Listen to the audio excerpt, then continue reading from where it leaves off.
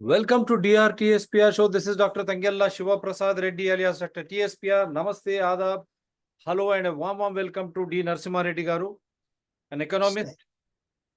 And he knows how to make us to understand what is economy, what is budget, what common man will expect out of budget. Every time we have been telling you what is that you earn, what is that you spend, what is that you save, or what is that you loan. This is what budget is all about in every house. The same is for the country in a wider way. Because when you are a human being, household, your own job, limited resources. But when country happens, all natural resources which belong to every citizen will come into play. And how judiciously you are utilizing these natural resources per se is the budget. That is how a common man understands. So every year people look up for this budget to check whether there are any reliefs for that particular society. Sir, your video, given society. So that is how you try to check.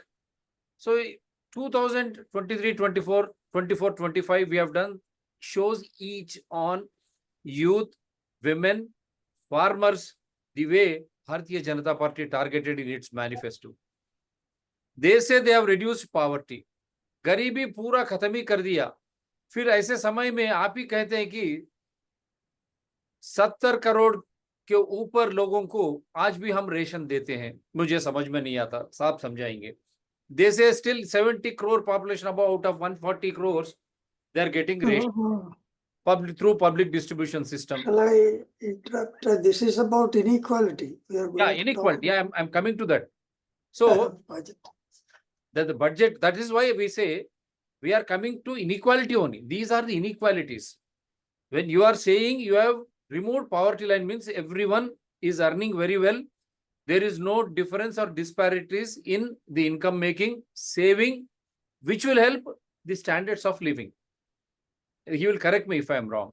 So these inequalities, if they are removed, why don't we have a common man's standard of living in relation to Adani's or Ambani's? You have seen Ambani performing marriage for 8 months with so much of money, 5,000 crores. Can you really expect that? Is this not inequality? Can I or Mr. Narasimha Reddy, with due respects to him, can we afford such type of marriages? Is this not inequality? Post 2016 demonetization, small and medium scale industries, they've all died. But how is that only Adani is improving? That is $1 million question. Why only Adani is improving? Why Hindenburg like organizations from USA, they are targeting Adani in the name of illegal funds? Why only one organization is standing alone? Is this not inequality when you compare it to medium and small scale industries? When you compare these industries to agriculture, where is the farmer who is producing food and we are able to survive and we are able to do this show because of that energy which we gain out of the food and the health which we gain? But where is that agriculture? Is this not inequality? 60% still people survive on agriculture. And what about these waivers, lakhs of crores of bank amounts, loans which they have taken, they have waived off? Is this not true? Why are you waiving off? So these sort of inequalities we are going to discuss today. Sir, please, I will show you videos and all once we take a forward from the guest. Sir, please go ahead. Okay. Thank you very much, Dr. Reddy. I would just like to talk about the major debate that's going on about inequality in India. And of course, I'll focus on India, but the debate is, let's say, global now. Ever since the start of the process of globalization, the economic globalization from 1980s, even those societies which were priding themselves as reasonably equal in terms of reasonably in the sense that there is a fair distribution of what is produced as national income, what is, let's say, taken as, let's say, the wealth of individuals, there was a kind of an impression that there was some fair distribution. But from 1980s onwards, there's the beginning of globalization and the kind of neoliberalism as the main strategy of the governments, that which we understand as, let's say, the increasing role of market and withdrawal of the state in the economy. These together have brought a situation where there has been reports of decade after decade, and even we can say year after year, there has been increasing inequalities. We normally see inequalities in terms of vertical inequalities, and we also talk in terms of inequalities of income and wealth, and we talk in terms of the rich and the poor in terms of income as well as wealth. This we call as a vertical kind of, let's say, inequality. There could also be, along with that of the increasing vertical inequalities, the horizontal inequalities. Horizontal refers to that of, let's say, normally it arises out of inequalities in opportunities, I mean, which is also the counterpart of, let's say, vertical inequalities. That there are groups of people, communities, which perhaps are left out in the process when we talk in terms of increase in national income or wealth. And therefore, you find that several groups or among different groups, you can talk in terms of it could be religious, racial, or even, let's say, caste groups. There could be increasing kind of, let's say, inequality. This is horizontal inequality. What we do is we'll start with that of, let's say, what has been happening to that of inequalities in India. Earlier, I think there used to be a lot of vagueness about, let's say, inequality, and that it used to be more difficult to measure inequality. In fact, all the data that we collected right from 1950s, through that of national sample surveys, countrywide surveys, were focused on, let's say, expenditure of households, but we have never, and so far never, collected information on the incomes of the people. There is some kind of a vague, limited kind of information on wealth. Actually, the RBI kind of, let's say, reports along with that of national sample surveys. We used to have some information on, let's say, the distribution of land and holdings and the kind of, let's say, assets people possess. This is very meager information. But I think now there has been a breakthrough in the information relating to that of income. Though we do not measure through our surveys income and collect data based on our, let's say, income tax data, based on, let's say, the expenditure, what we call as monthly expenditure of households, and based on, let's say, some major surveys. There are surveys like Human Development Institute, through that of National NCRT, National Economic Research Institute, which also collect, let's say, from sample households, data on income as well. Putting all this together, and then, let's say, digging up archival information on income tax, there are, let's say, data that is being built to show us, let's say, what has been happening to that of income distribution. In fact, we have started in India income tax right from 1922. And therefore, we have archival data from 1922 on income file. And based on data and then related kind of other information, there is, I think, a great deal of hard work done, and data is built up. In fact, at the global level, there is what is called as, let's say, World Inequality data compilation from across the countries. India is also one of that. Shall I show you a small video? Shall I show you a small video? Please do, please. So that people will also understand Yeah. You really contributed very well since 1922, how the income is assessed.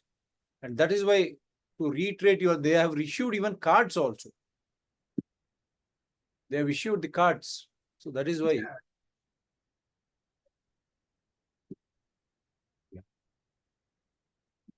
System is hanging.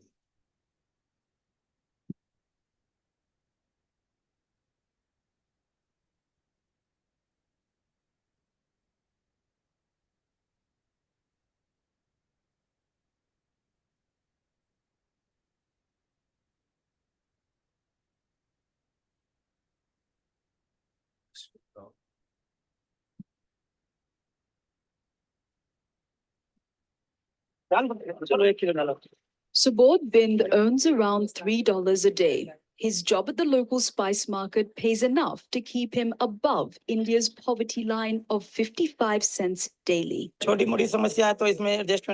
earn enough to deal with small problems. I can even borrow a little money from people. If someone in my family gets sick, then I'm in trouble. I'll have to sell the few items I have to survive. Subodh and his family have lived here their whole lives. They earn items the Indian government says confirms that they're not poor. In fact, according to consulting firm McKinsey's new measure, Subodh's access to basic services like education for his children means he's above what it describes as the empowerment line. Nearly 300 families live in this illegal slum. New as well as conventional measures of poverty identify some of them as empowered and others as poor. But on the ground, it's hard to see the difference. Nirmala Devi is Subodh's neighbor. Their homes and lives are practically the same, but the government says Nirmala and her family live below the poverty line. This gives her access to cheap food and gas. I've lived here my whole life, and my children were born here. Maybe I will die here too. The government has given me a card that says I'm poor, but it has done nothing to make my life better. Ironically, it's hard to prove that you're poor in India. These women want to apply for ration cards, government documentation that will give them access to subsidized food. National programs may feed millions of people, but observers say a strong economy can provide benefits for many more. We would expect in future that 90% of the improvement in living standards will come either from income growth through jobs or from more effective delivery of services rather than spending more money on subsidies alone. But for Nirmala, staying alive is a full-time job, justified by the government card that she holds. And for her neighbor, Subodh, staying above the poverty line is just as big a challenge, a delicate difference that hundreds of millions of Indians struggle with every day. Nidhi Dutt, Al Jazeera, New Delhi.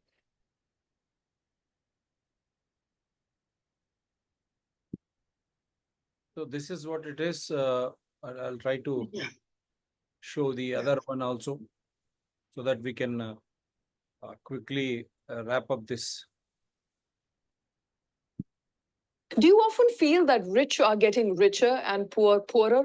It is actually true. There is now data to show that income disparity in India since early 2000 has grown multifolds. In fact, India's top 1% income of the people and their wealth shares have reached historical highs and are among the very highest in the world, according to a paper released by World Inequality Lab. By 2022-23, the income share of the top 1% population was 22.6%, and the wealth share rose to 40%. This among the very highest in the world, higher than even South Africa, Brazil, and the US. In fact, the top 1% earn on an average 53 lakh rupees annually, which is 23 times more than average Indian income of 2.3 lakh rupees per annum.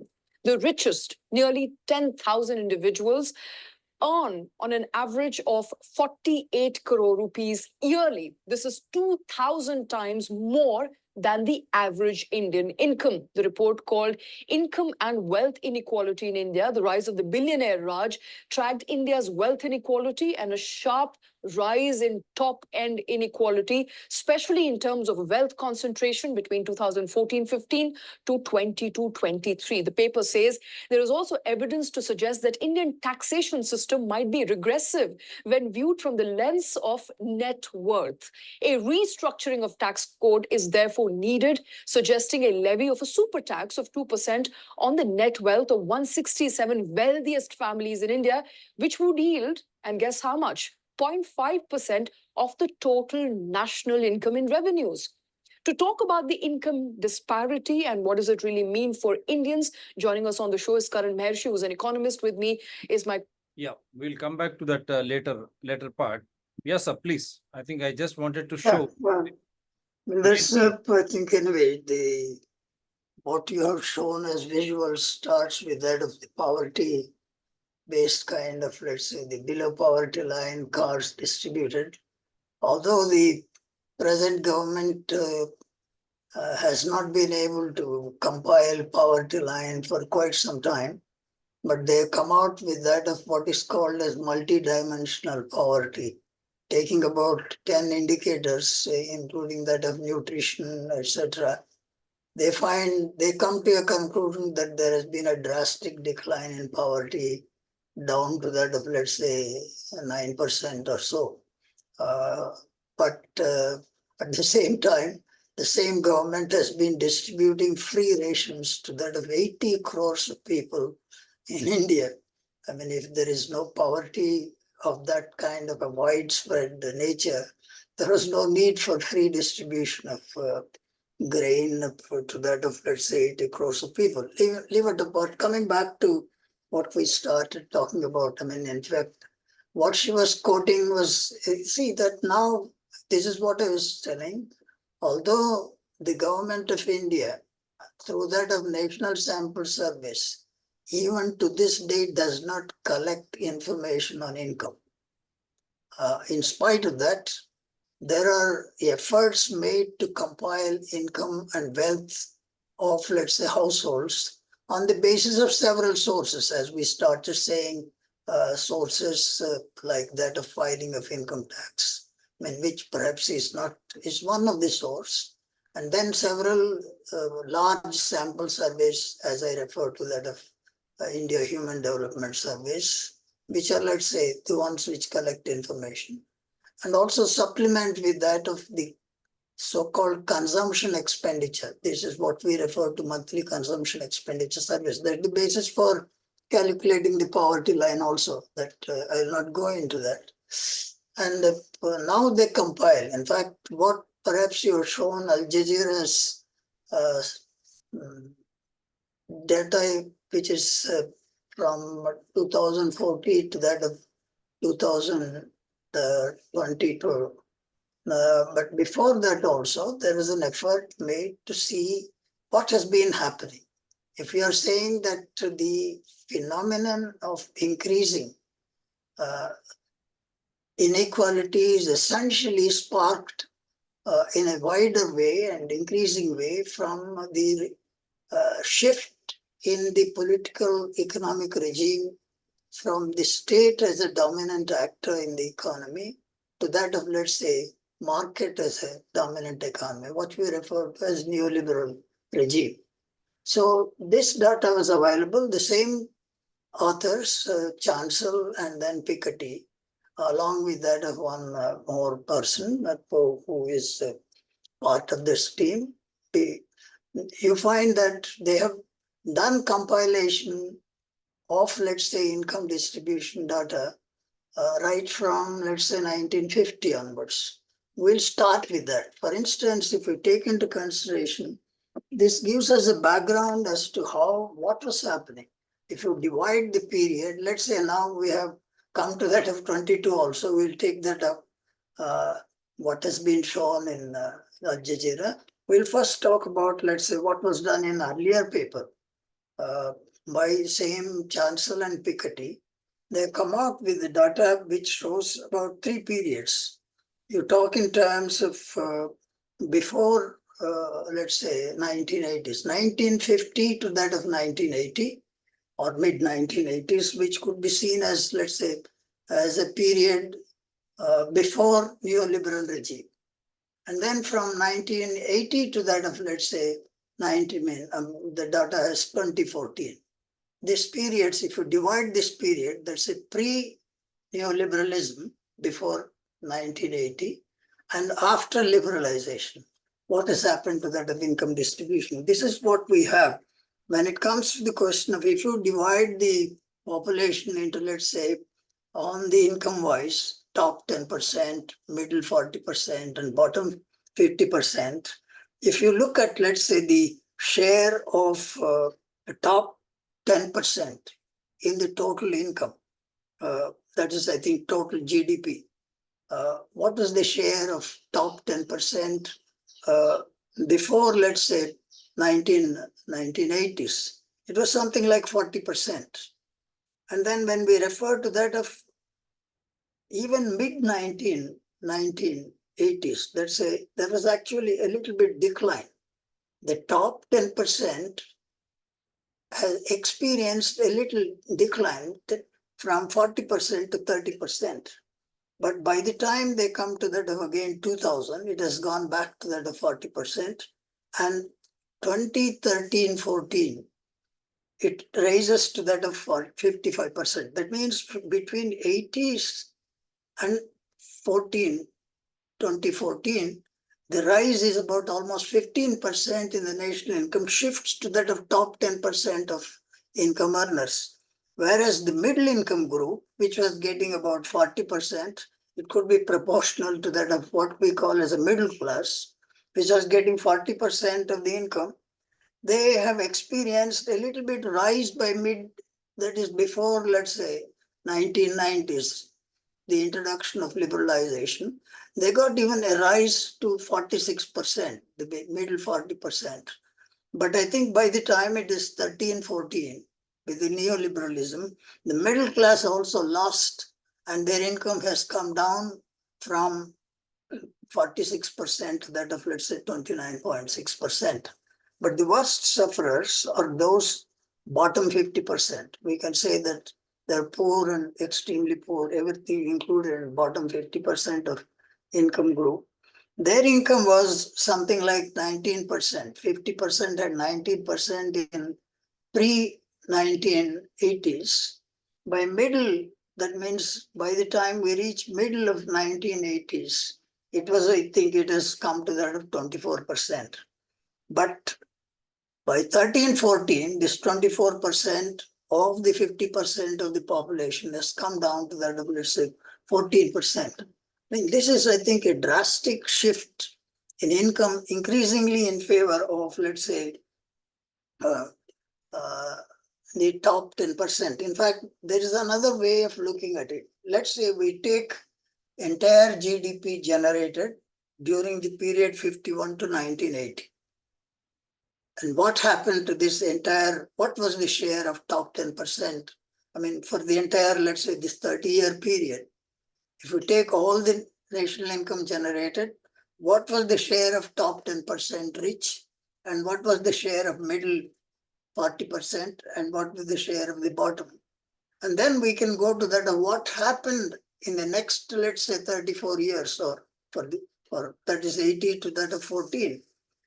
In the first period, that's a pre-reform period, the top 10% had 24% share in the total income generated during that period. But by the time it is, let's say, 80-24-14, it has increased to that of 66%. From 24%, the top 10% got their share increased to 66%. And the middle 49%, their share has come down to 23%. And I think bottom 28% has come down to 11%. That's the nature of inequality in the first period before 1980s. There were also complaints about that of slow growth. There was no fast growth. The country was experiencing Hindu rate of growth, only 3.5% growth. But the growth was not very high. The growth was reasonably low. But when it comes to the question of income distribution, what is generated as income, there was a fair distribution. But when we refer to that of 1980s onwards, the growth rates have increased. We have come out of this curse of Hindu growth rate, which I think was 3.5. We have been experiencing 7% growth, almost double the rate of growth over a period from 1980s to that of 1914. During this period, when we refer to that of, let's say, the shares of different income groups, there has been a drastic shift in favor. That's almost 2/3 of the national income generated during this period of 34 years goes to that of top 10%. I mean, this is exactly where we move on. I mean, this trend continues. That's where I think the other, what perhaps she was trying to show in Al Jazeera, the other period, if you take into consideration 2014, that's the present regime, 2014 to that of 2022. In fact, the latest paper shows data from 1922, as I referred to that of the beginning of income tax, to that of, let's say, 2022. 100 years data we have now. And of that, we take into consideration the period which we are referring to as the present regime, 14 to that of, let's say, 22. There has been further, let's say, increase in, let's say, inequalities. In fact, when we refer to that, that's what she was mentioning about, let's say, the top 1% of the rich, accounting for about 40% of the national wealth. Which is, I think, something like 54, this is about, the average wealth is about $54 billion, which is, I think, taking into consideration the average wealth, it is 40 times more than that of, let's say, the average wealth of the country. And then we refer to that of, let's say, the income, the top 1% account for income of something like 22.6%, whereas the middle 40% go out with that of an average income of something like, let's say, only, you see, that's 96, okay, this is about 96, 9.6 million. That's, I think, 9.6 lakhs. If you take into consideration 0.96 million, that's the average income of the 40% middle income groups. This is, I think, something like national average. If it is to be, let's say, something like 2.5 lakh crores, it is, I think, something about 70% of that, for instance, 9.6 lakhs. So when it comes to that of the bottom 50%, the income falls down to that of just, let's say, 1.9 means something like monthly income of, let's say, hardly 12,000 or 12,000 to 13,000 per month. I mean, this is the kind of a situation that where top 1% enjoy a wealth of something like $54 million. I mean, which perhaps we can almost now equate a dollar with that of, let's say, nearly 100 rupees. Even if it's nearing 90 now. And this could perhaps be something like $54 million means that you take into consideration is something like 5.4 or very close to that of half a crore, or say 54 lakhs of rupees. That, I think, is the average income. And then when it comes to the question of the way in which we talk in terms of the wealth and income disparities, it shows that in a country where we have started by saying that there are people with very meager incomes, 80% getting free food. In fact, the latest government statistics through that of NSS on monthly per capita expenditure, it is estimated only about 56% of the total population in the country get 3 meals a day. That means almost half the population, whatever might be the other poverty estimates. This is a more striking kind of information that the Government of India's statistics show. It's about almost half. That means about 44% of the human beings in India go without 3 meals a day. They don't get 3 meals. Only about half the population get 3 meals. And then when it comes to the question of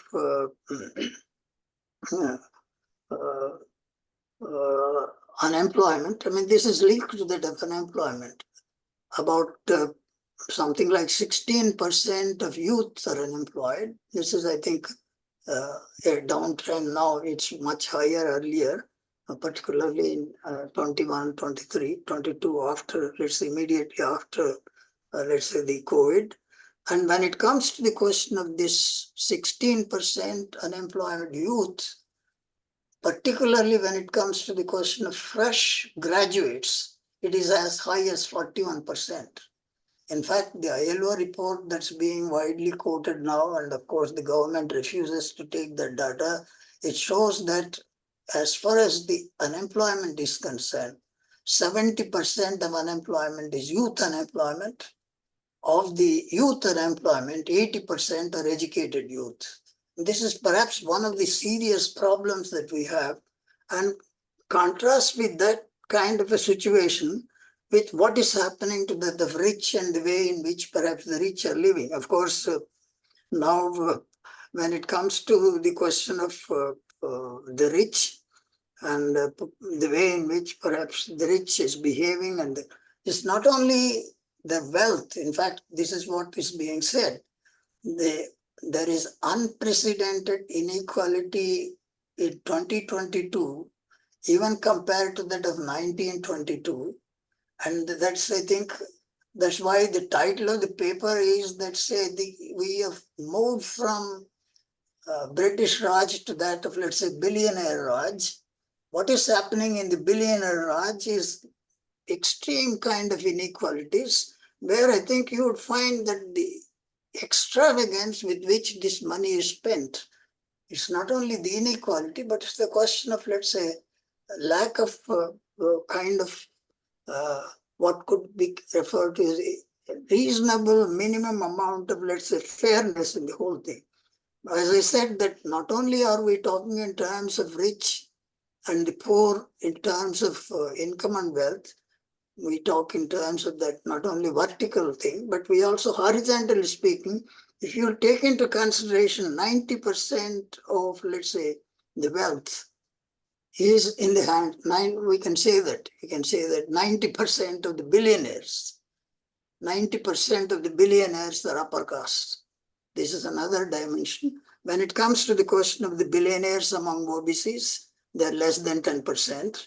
If it comes to that of billionaires, in the list of billionaires, we are hundreds now. The SCs are only about 2%, 2.6%.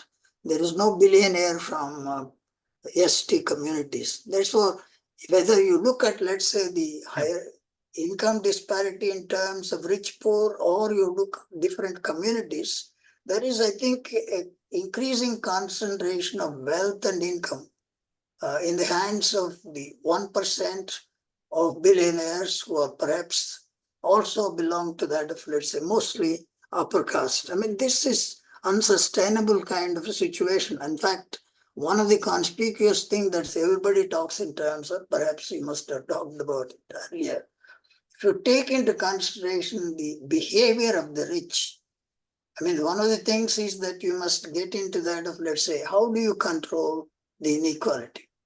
One mechanism that is a straightforward legal mechanism is the tax the rich reasonably, progressively. That means that if you have a tax system, people are making wealth, people are getting higher incomes, they have to share the burden of, let's say, running the society or running the economy through that of their contribution, fair share to that of, let's say, the process. And therefore, when we look at, let's say, the taxation itself, this is another big Yeah, we have last 4 uh, minutes, sir. We have last 4 minutes. Sure. You said super Okay. rich should be taxed. I think, yeah, we will refer to that. For instance, when it comes to the question of taxation, there are two ways of looking at it. The tax distribution between direct and indirect tax. Direct tax is supposed to be mostly on people who earn, let's say, incomes, higher incomes, supposedly more. And indirect taxes are mostly on people, including that of poor. If the proportion of the indirect tax is more than that of direct tax, the burden is more on poor people, or Yeah. let's say ordinary people. So our tax system has come to a situation where if you take total state and union taxes together, 65% of the taxes are collected through that of indirect taxes. That's Only what- 34% is direct tax. Within the direct tax, corporate tax used to be higher than that of, let's say, personal income tax, because all of us, even low Yeah. income, middle income, pay income tax. But that share has been increasing. Let's say the personal income tax share is increasing. It has been now 55% of the total direct taxes. The corporate tax has come down from 55% to that of 45%. They That's have a shame. actually reduced in 1920 Right. the corporate tax from 30% to 22%. That means every year, 1.5 lakh crores were given as a gift to that of corporates by reducing the tax from 30% to 24%. That means, on the one hand, you have to have a progressive tax, taxing rich, super rich, and then, of course, corporates. But what we are doing is diametrically opposite. We are increasingly taxing ordinary people, poor people who pay, let's say, even let's say, poorest fellow pays a tax on a matchbox, a tax on, let's say, anything. Now, of course, with GST, we have been seeing a big agitation. Even some poor man insurance, he pays 18%. Health insurance, 18%. Attracts kind of regressive taxes on the poor, concessions like reducing taxes on the rich.